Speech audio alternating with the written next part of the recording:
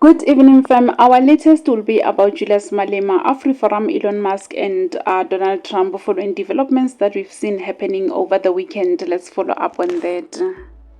Musk is suddenly digging up Malema's old videos and insinuating that Julius Malema is responsible for white genocide in SA. And all of us who are in SA know that there is no genocide of any race. People are just perpetrating lies. This is causing outrage on social media. Some are saying Malema is being targeted because he's always speaking the truth in relation to what is happening in South Africa regarding the issue of equality. He is not scared of anyone and he always speaks his mind. That is also problematic to some people. Some are saying Malema is only talking but he has never done anything bad towards any white South African, while on contrary, white South Africans have killed black people during apartheid. In the next slide, listen to some of Malema's clips that are making him enemy number one to some people. And some of these clips are now being digged by Elon Musk on Twitter. Please remember to also leave your comments down below and let us know of your take regarding what we've covered. And that's all we have for now. Thank you so much for tuning in. I'll see you again next time. Bye. Kill Nyamazan. We are commanding Nyamazan to shoot and kill. So it is a command to shoot and kill? Yes.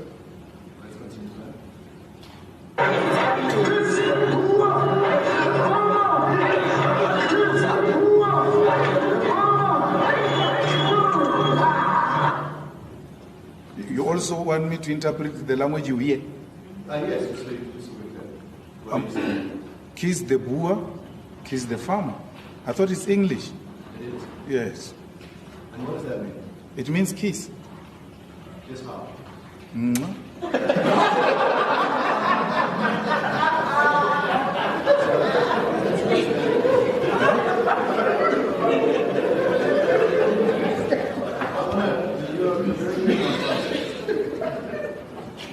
you said that the first verse that we did are an instruction to kill.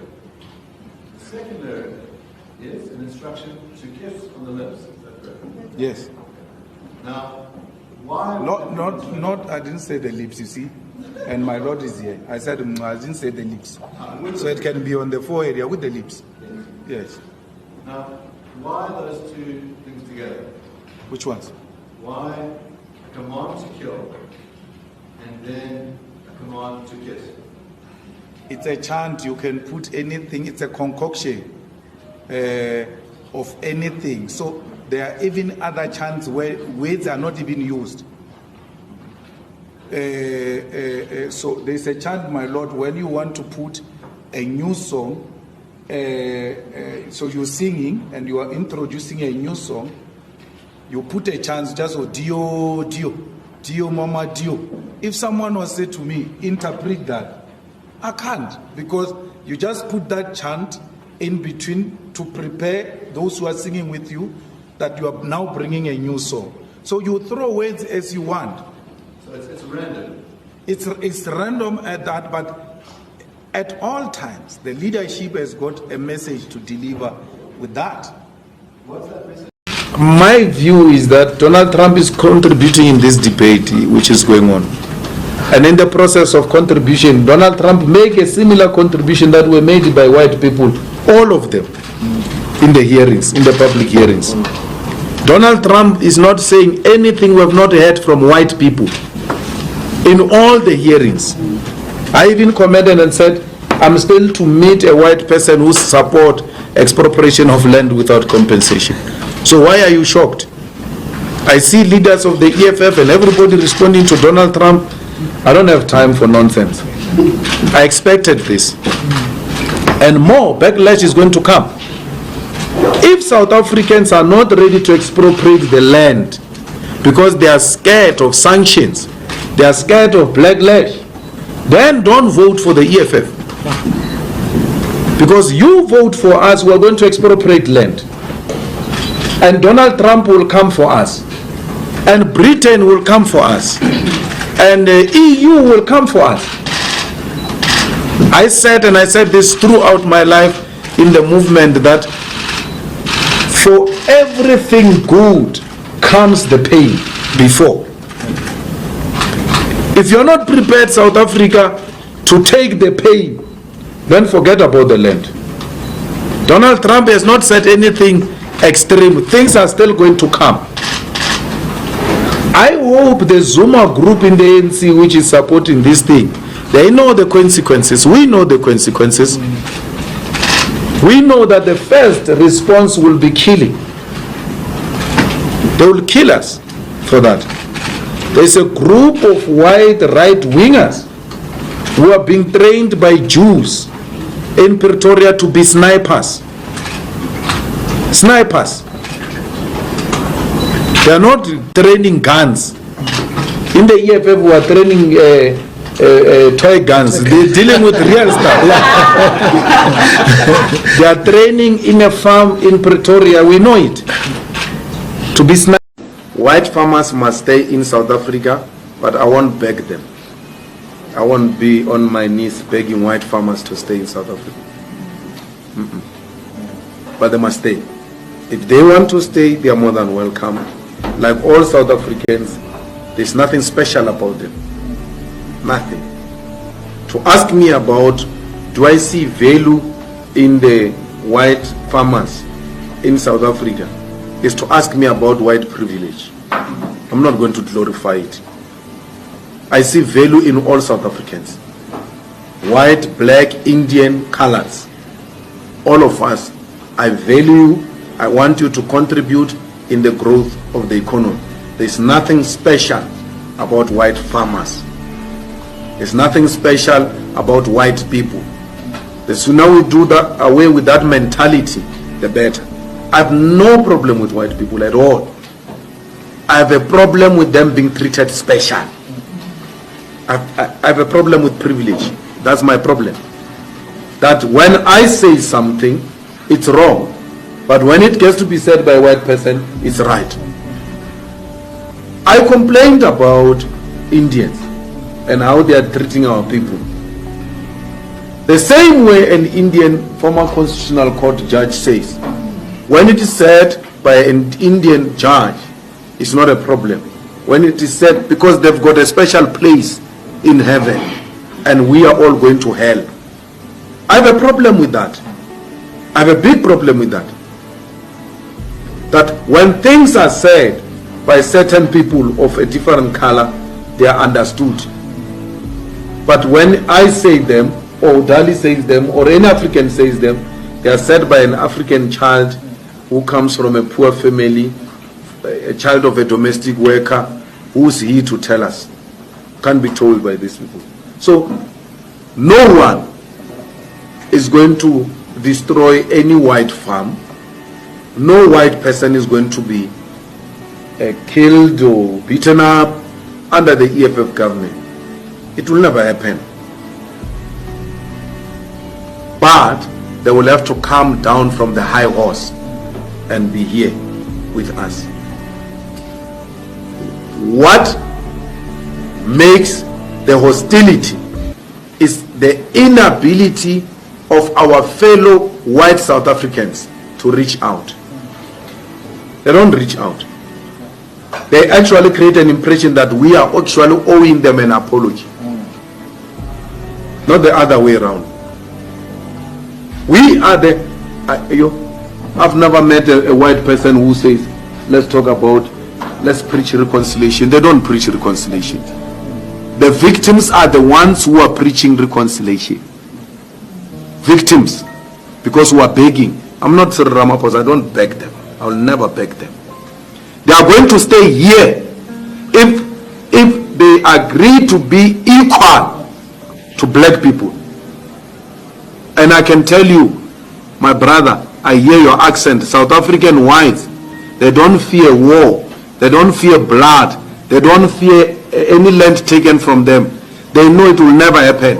They fear equality. That's the only thing they are scared of. That they are going to be equal to monkeys. That's the only thing they fear. They know this Malema, they've listened to my talks. They know even when they reported me to Human Rights Commission, there's nothing hate about what this guy is saying. They know that. My crime is to demand an equality. That's a crime I'm committing in this country. To demand that the white minorities must come down from their high horses and humble themselves and work with fellow South Africans. These Africans have got no problem with whites. Actually, they love them too much. Some of them hate me because they think I hate white people. Or, hey, this one is going to make whites go. This one. They hate me for that. That's how much they love white people. They are prepared to sacrifice their own brother in protection of white people. That's how much they love. They have no problem with it. It is white people who have a problem with Africans. They do not see themselves being at the same level with Africans. And it's not only the white farmers, it's not the white managers in the newsrooms, it's not the white editors only. Go to the Supreme Court of Appeal in the judiciary. I sit in the JSC there. How the white judges in the Supreme Court of Appeal look down at their colleagues at the highest level of educated whites. Don't think it's just a child of a farmer who has a problem with black people. An educated white judge at the highest level has got a problem with an educated and over-educated African judge. When they write a judgment, they ridicule the judgments of Africans.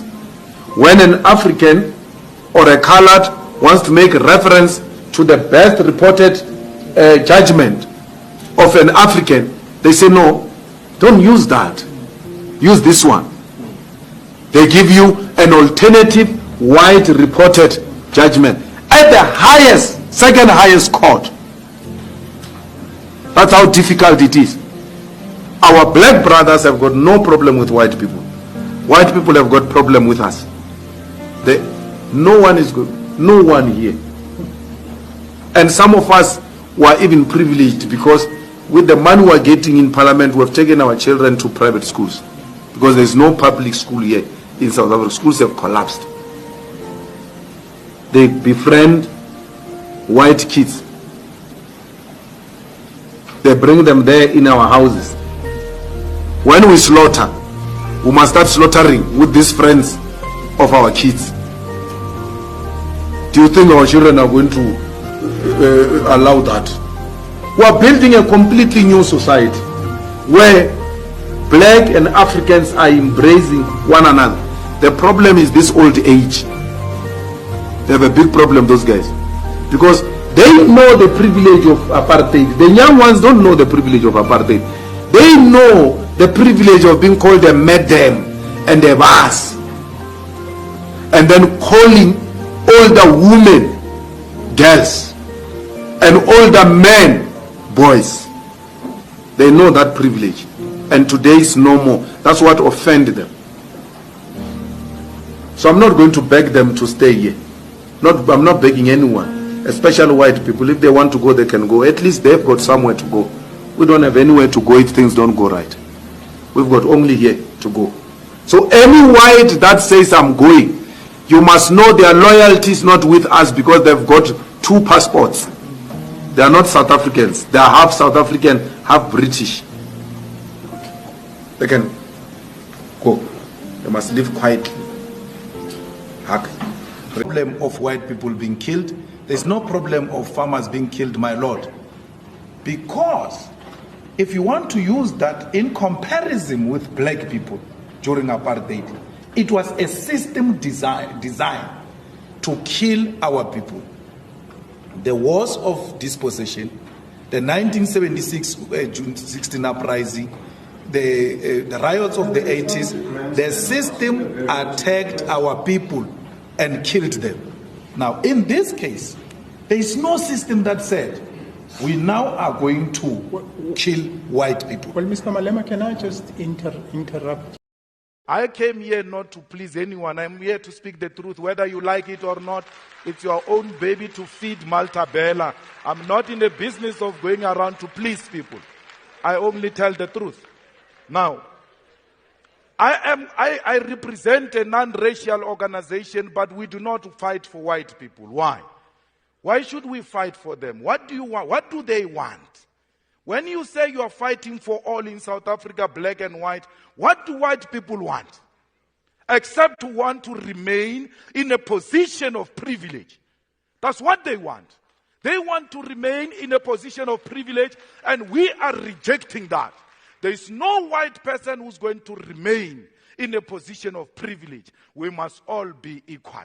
And in bringing the equality, we have to take deliberate decisions to empower the less privileged to be at the same level with those who are privileged.